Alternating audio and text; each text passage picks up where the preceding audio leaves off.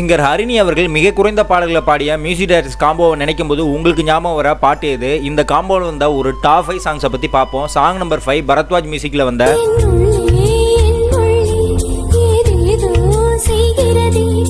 Song number 4 வந்து பார்த்தீங்கன்னா சிற்பி இசையில் கோடம்பாக்கம் படத்தில் 90s கிட்ஸோடைய மெமரின்னு இந்த பாட்டை சொல்லிடலாம்.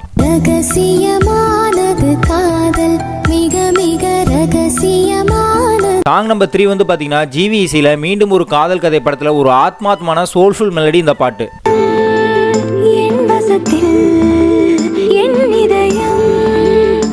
சாங் நம்பர் 2 வந்து பார்த்தீங்கன்னா பரணி இசையில் பார்வை ஒன்றிய போதுமே படத்தில் திரும்ப திரும்ப நம்ம கேட்டு வைப் பண்ண அந்த பாட்டு.